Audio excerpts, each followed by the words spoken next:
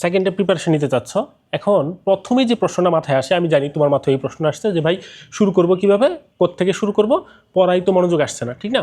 আচ্ছা, আমি তোমাদের আগে একটা ভিডিও তো এরকমভাবে বলছি যে শুরুটা করতে হবে আমার বিগত দিনের ভুলগুলো থেকে, ঠিক আছে? যেটার জন্য আমি বলছিলাম তোমাদেরকে একটা ভুলের খাতা বানানোর জন্য, যে ভাই আমার গতবার এই টপিকের মধ্যে ভুল হয়েছিল, এইবার আর এই ভুলগুলো করা যাবে না, সেই জন্য সেই টপিকগুলো আমাকে নোট ডাউন করে রাখতে হবে।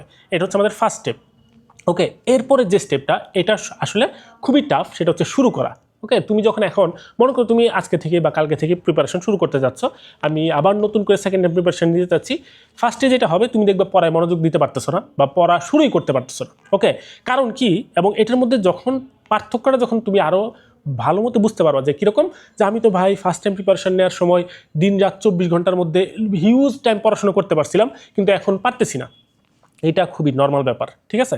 তুমি গতবার খুবই ডেডিকেটেড ছিলা, কিন্তু আল্লাহ তাআলা দেন নাই।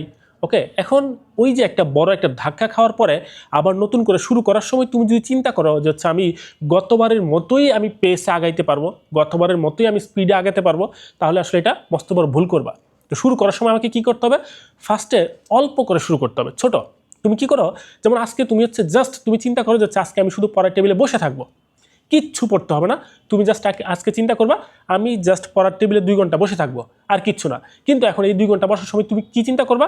2 ঘন্টা তুমি হচ্ছে বসে থাকার সময় তুমি একটু পৃষ্ঠা উল্টাও বইয়ের, তুমি একটু বইগুলো দেখো, ছবিগুলো দেখো, ব্যাপারটা এরকম। ওকে, এখন এই যে প্রথম 2 ঘন্টা তুমি বসে থাকলা, বসে থাকার পরে শেষ দিকে এরকম হতে পারে যে হচ্ছে 1 ঘন্টা যাওয়ার পরে তোমার মনে হতে পারে আচ্ছা ঠিক আছে, বসে যেহেতু আসি আমি একটা পৃষ্ঠা একটু পড়ে দেখি কেমন লাগে। ওকে, যদি পড়তে পারো ফাইন, না পড়তে পারলে এটা নিয়েও টেনশন নেওয়ার কোনো কারণ নাই। ওকে, নেক্সট দিন মানে প্রথম দিন যাওয়ার পরে তুমি পরের দিন তুমি টার্গেট নাও। কীরকম টার্গেট?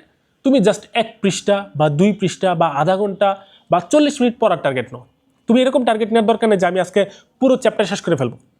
তোমার এরকম টার্গেট নেওয়ার দরকার নেই যে আমি আজকে 5 ঘন্টা পড়বো, দরকার নাই।